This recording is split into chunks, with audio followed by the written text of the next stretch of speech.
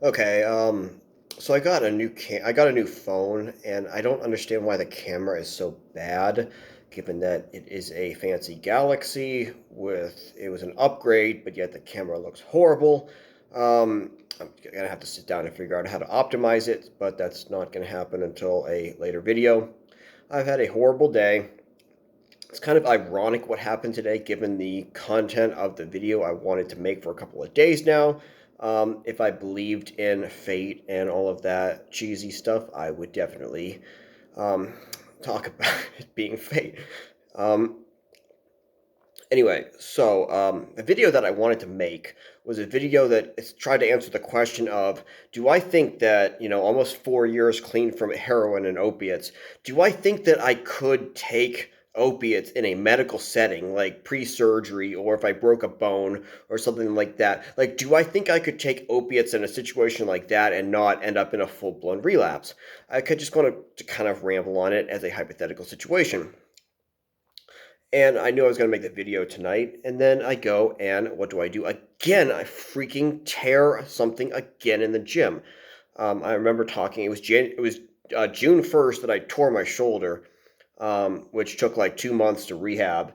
And I tore my quad tonight. I mean, it might be. I don't know if it's a tear or if it's a like a sprain or whatever. But it sucks. No legs for at least probably a month. And yeah, it just getting old sucks. You can't push yourself like you could when you were young, and it sucks, and you don't want to give that up.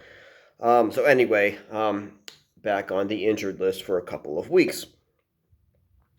Um, yeah, and I ended up going to the outpatient care place tonight, which was stupid and pointless because like they don't have MRIs there. Like you can't really do anything, and the doctor almost was like talking to me like I was wasting her time. So it's like people get pissed off at me when I don't go to the doctor for things, and then when I do go to the doctor for things, like the doctor gets pissed off.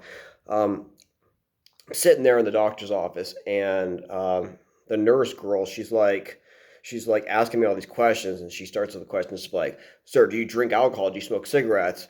And do you do drugs?" And I was just like, my knee jerk reaction to the question, like, do you do drugs? So I was like, I used to, but I don't anymore. I've been clean and sober for a couple of years now. Like that's what I just reflexively said. And then it's funny because as soon as I said that, the addict in me was like, "Why did you say that?" And so yeah, it's like it's funny how um but yeah, so I remember being in a 12-step meeting one time, a long time ago. It was like an Alcoholics Anonymous meeting. And there was this one lady in it who she loved to hear herself talk, man, and she loved to hear herself talk. And like whenever we'd go around in the circle and she'd be up soon, everybody would be like eyeing each other, like, here we go again.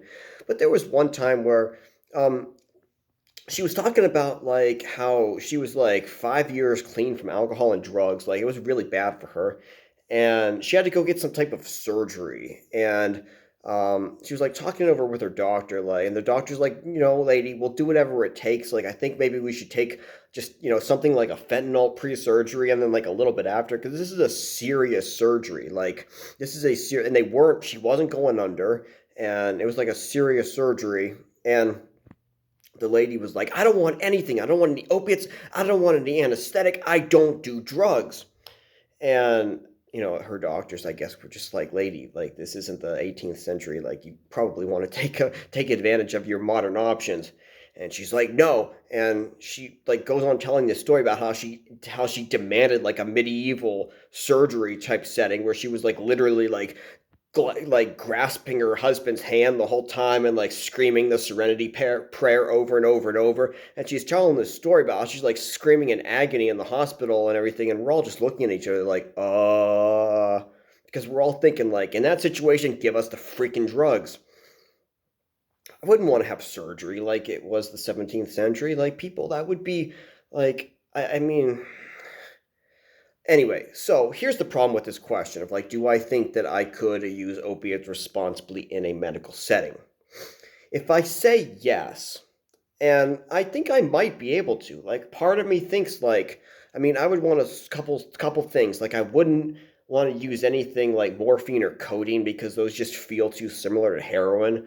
I would want like like the pharmaceutical opioid type drugs. Um, and like I would want to have like my custom self-prescribed Subutex taper, not Suboxone. I need Subutex because Suboxone sucks and Subutex is a great drug. Unfortunately, the industry doesn't let us have Subutex anymore. Anyway, so like I would want, yeah, just I think like in those situations and someone else giving me my medicine and whatnot, as long as I didn't have to feel opiate withdrawal, and as long as the opiates were used for ones that like didn't have that morphine-based euphoria, I think I could get through it.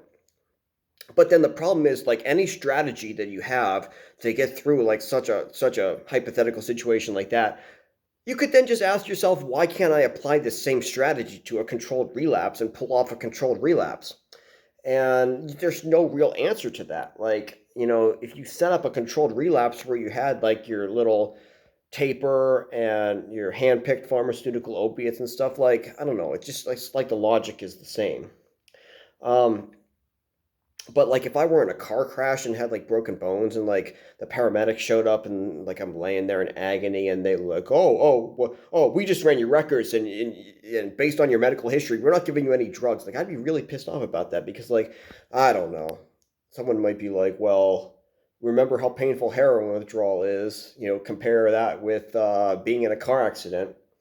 Um, I don't know. I mean, I don't want to think about that kind of situation because then there's also like the guilt of like, say you're clean for like 5 or 10 years and then you have to use opiates in a hospital setting. Like even if you pull it off very well, like you still have to live with the fact that your counter's reset, and like that's depressing for people. I don't know.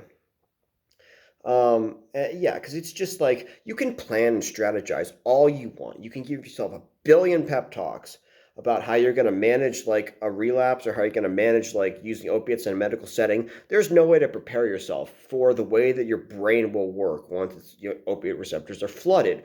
There's no way to simulate that. You can tell yourself everything under the sun, and as soon as you feel that euphoria, it all goes out the window and the addict mentality takes over. It does. So, yeah, like it is a huge freaking fear of mine that like I have to take opiates for some type of medical thing, and that gets awoken. So could I do it? Maybe, maybe not. Yeah, just maybe, maybe not. I don't think anyone knows until they actually try.